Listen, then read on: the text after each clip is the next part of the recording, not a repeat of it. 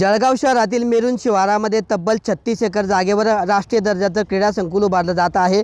मात्र या क्रीडा संकुलाच्या कामादरम्यान शेतकऱ्यांच्या शेतजमिनीचा वापर केला जात असल्याचा आरोप शेतकऱ्यांनी केलेला आहे। शेतजमिनींमधून विनापरवानगी शेतकऱ्यांच्या या ठिकाणी रस्ते काढण्यात आलेले असून त्या रस्त्यांचा वापर केला जातो आहे।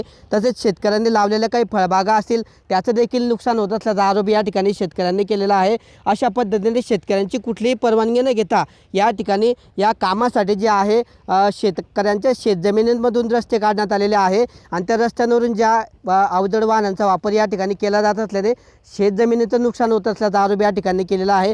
शासनाने या संदर्भात कुठलीही नोटीस अथवा परवानगी घेतलेली नाही, त्यामुळे या ठिकाणचे शेतकरी संभ्रमात असून या कामाबद्दल शेतकऱ्यांनी नाराजी व्यक्त केली आहे। नेमकी शेतकऱ्यांची या संदर्भातली भूमिका काय आहे किंवा आक्षेप काय आहे आपण ते जाणून घेणार आहोत। काय सांगणार नेमकं काय अडचण आहे नेमकी? शासनाने न्याय द्यायला पाहिजे असं शेतकऱ्याचं आहे। काय अडचण नेमकी काय? अडचण म्हणजे रस्ते तर पूर्ण ब्लॉक करून टाकले शेतकऱ्याचे।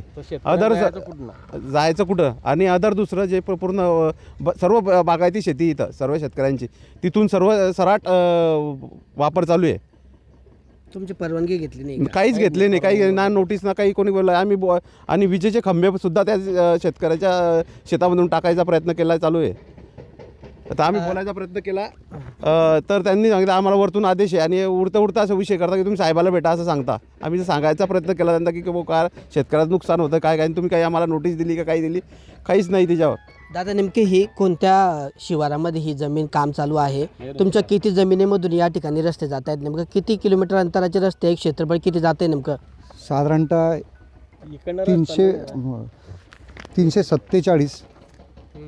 343 आणि साधारणतः म्हणजे टोटल 15 ते 20 गट नंबरच्या मधून हा पूर्ण स्टेडियमचा रस्ता आहे। शेतरस्ते जेव्हा काढले तिची तुमची परवानगी घेतली का? तुम्हाला कळवलं का शासनाने? नाही, शासनाने कुठलीही लेखी परवानगी किंवा लेखी पाठवलेलं नाही, नोटीस पाठवली नाही किंवा माहितीसुद्धा दिलेली नाही। या तिच्यात तुमच्या जमिनींचं काही नुकसान होतं आहे का नेमकं? हो, आमच्या जमिनीचं भरपूर नुकसान होतं आहे सर, कारण की जे काही गट नंबर आहेत त्या गट नंबरच्या मधून शेतांच्या मधून सरलाट वापर सुरू आहे। या संदर्भात तुमची नेमकी मागणी काय असणार आता?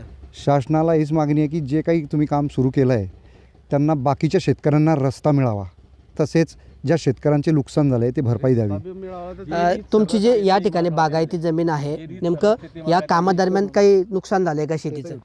आमचे शेतीचे नुकसान असे झाले की क्रीडा संकुलाचे काम जे चालू आहे त्याच्यामुळे होणारा जे संरक्षण भिंत आहे त्याच्यामध्ये आमचे संरक्षण भिंत बांधण्यासाठी जे खोदकाम चालू आहे त्याच्यामध्ये आमचे 30 ते 40 झाड सीताफळाचे आणि 30 ते 40 झाड आंब्याचे हे तुटणार आहेत। तर ते त्यांचा कालावधी 25 ते 40 वर्षाचं त्याचं उत्पन्न असतं, तरी शासनाने आम्हाला ते 25 ते 40 वर्षाची भरपाई द्यावी। दुसरी गोष्ट, या कामामुळे आणि मशिनी चालतात याच्यामुळे उडणाऱ्या फफुट्यामुळे आमच्या फळ पिकाच्या बागावर खूप मोठ्या प्रमाणात नुकसान झालेलं आहे। आलेला हंगाम योग्य प्रकारे आलेला नाही आहे आणि योग्य प्रकारे फुलधारणा न झाल्यामुळे या वर्षीच्या आमचे पूर्ण वर्षाचे नुकसान झालेलं आहे, तरी शासनाने आम्हाला त्याची भरपाई द्यावी वार्षिक। एकंदरीत या ठिकाणी जे आहे ते क्रीडा संकुलाच्या कामात जे शेतजमिनींचा वापर केला जातो आहे, एकंदरीत अंदाजे किती शेतकरी असतील आणि शासनाने या संदर्भातली भूमिका स्पष्ट केलेली नाही, म्हणून पुढचा पवित्रा तुमचा काय असणार आहे? तुम्ही जिल्हाधिकाऱ्यांची किंवा अधिकाऱ्यांची या संदर्भात भेट घेणार आहे का? काय मागणी करणार आहे? हो, आम्ही शेतकऱ्यांचे सर्वांचंच नुकसान होतं आहे तिच्यात। शेतकरी तरी तिच्यात 15-16 शेतकरी आहेत आणि शासनाला 2-3 वेळा म्हणजे कलेक्टर साहेबांना पण 2-3 वेळा अर्ज दिले आम्ही, पण त्याचे काही आम्हाला उत्तर मिळाले नाही। आता काय भूमिका राहील पुढची? त्यांनी आम्हाला उत्तर द्यावे आणि रस्त्यांचं संदर्भात आम्हाला हे करावे। हो, जे काही शेतातून जे रस्ते त्यांनी दिलेले आहे आम्हाला, म्हणजे असं आम्हाला समजलं आहे की आमच्या शेतातून रस्ता जातो आहे तो महापालिकेच्या अंडरमध्ये न येता महाराष्ट्र शासनाच्या अंडरमधून आम्हाला त्याचा मोबदला मिळाला पाहिजे। तर अशा पद्धतीने या राष्ट्रीय दर्जाचं जे क्रीडा संकुलाचं काम या ठिकाणी केलं जातं आहे. यासाठी शेतकऱ्यांच्या शेतजमिनीमधून शेतकऱ्यांची परवानगी न घेता या ठिकाणी रस्त्यांचा वापर केला जातो आहे. तर काही ठिकाणी संरक्षक भिंत बांधताना जे आहे फळबागांचं झाडांचे देखील मोठ्या प्रमाणात नुकसान झालेलं आहे. शेतकऱ्यांची परवानगी घेतलेली नाही किंवा ही जमीन हस्तांतरित केली जाणार आहे, संपादित केली जाणार आहे का, या संदर्भात देखील शासनाने भूमिका स्पष्ट केलेली नाही. त्यामुळे शेतकऱ्यांनी या कामाला जो आहे या ठिकाणी आक्षेप घेतलेला असून शासनाने या संदर्भातली स्पष्ट भूमिका जी आहे ती स्पष्ट करावी. तसेच आमचं जे नुकसान झालेलं आहे शेतजमिनींचं असेल किंवा शेतातील पिकांचं फळबागांचं असेल या संदर्भातली भरपाई द्यावी अशी मागणी या ठिकाणी शेतकऱ्यांनी केली असून शासन याकडे लक्ष देत नसल्याने पुढच्या काळामध्ये शेतकरी आंदोलनाच्या पवित्र्यात असल्याचे या ठिकाणी पाहायला मिळतं आहे. किशोर पाटील, TV9 मराठी, जळगाव. तर काय सांगणार, जळगावच्या मेडमध्ये राष्ट्रीय दर्जाचं आपलं क्रीडा संकुल उभारलं जात आहे. मात्र या ठिकाणी शेतकऱ्यांची परवानगी न घेता त्यांच्या शेतातून रस्ते तयार केले गेलेले आहेत असा शेतकऱ्यांचा आरोप आहे. दुसरीकडे त्यांच्या काही फळबागांचं देखील नुकसान झालेलं आहे. संरक्षण भिंतीमुळे शेतकऱ्यांना रस्तेच राहणार नाही शेतात जायला. तर या संदर्भात नेमकी आपली कशा पद्धतीची उपाययोजना आहे, शेतकऱ्यांनी आपल्याकडे तक्रार केली. आपल्या जळगावमध्ये राष्ट्रीय स्तरावरचं जे डिव्हिजनल स्पोर्ट्स कॉम्प्लेक्स म्हणजे ज्याला आपण अतिरिक्त विभागीय क्रीडा संकुलची मान्यता शासनाने दिलेली आहे, त्याला 36 एकर जागेमध्ये नेहरू शिवारामध्ये ते उभारलं जात आहे आणि त्याला जवळपास 240 कोटीची प्रशासकीय मान्यता शासनाने प्रदान केलेली आहे आणि त्याचं काम आता रिसेंटली सुरू झालं आहे. आता सर्वात प्रथम याची एक शासनाने समिती गठीत केलेली आहे की ज्याचे अध्यक्ष माननीय पालकमंत्री आहेत. त्याच्यानंतर त्याचे उपाध्यक्ष आहेत हे विभागीय आयुक्त नाशिक हे आहेत आणि याची पूर्ण जी काही कामाची जी काही देखभाल किंवा ती सगळं करण्याची जबाबदारी ती उपसंचालक याचे सदस्य सचिव आहेत अशी आणि त्याच्यात सगळे शासकीय अधिकारी जे आहेत ते याच्या समितीमध्ये जसे महापौर आपले आयुक्त असतील किंवा SP असतील, सुप्रिटेंडेंट ऑफ इंजिनियर जे AC जे आहेत PWDचे, ते हे सगळे जे अधिकारी आहे याच्या समितीमध्ये ही समितीच्या मार्फत हे सर्व कामकाज चालू आहे. याचं रीतसर समितीच्या वतीने टेंडर करण्यात आलं होतं.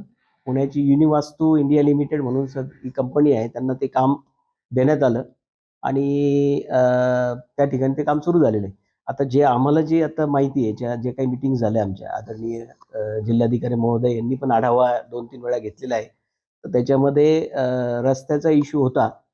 3 रस्ते त्याच्यामध्ये आयडेंटिफाय केले होते.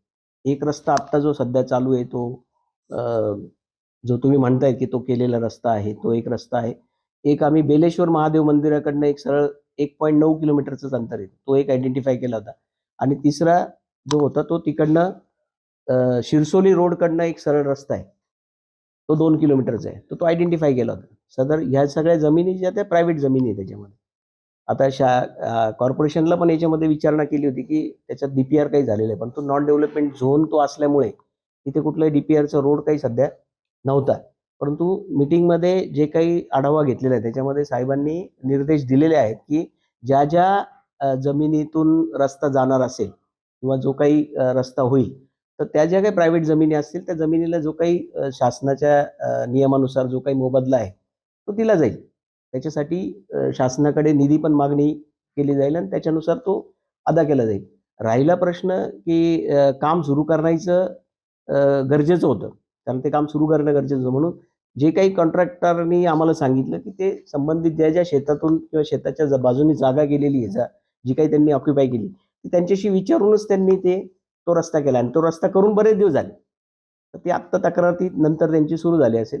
परंतु त्याच्यावर सुद्धा जे मी सांगितलं की समिती याच्यावर निर्णय घेईल, शासनाकडे प्रस्ताव देईल आणि जी काही लँड एक्विजिशनचं जी काही नियम असेल त्या नियमानुसार होणार. त्याच्यात काही असं होणार नाही की त्या शेतकऱ्यांचा रस्ता हा जबरदस्तीने वापरत येईल, तसं होणार नाही. म्हणजे जे काही मला समजतंय ॲज अ स्पोर्ट्स ऑफिसर म्हणून, तर तो मोबदला जो काही आहे तो शासनाकडे निधी मागणी करून तो दिला जाईल.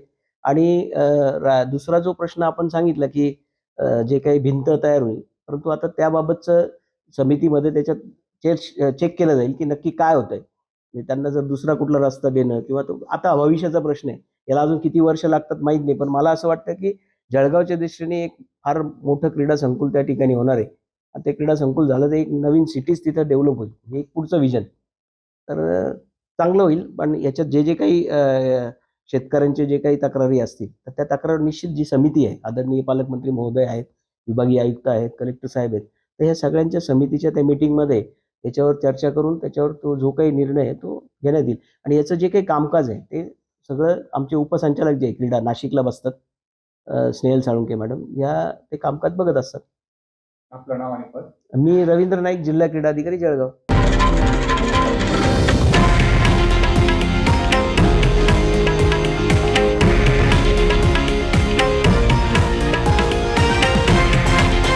हे आहे देशातील नंबर 1 न्यूज नेटवर्क आणि आपण पाहत आहात TV9 मराठी, एकमेव.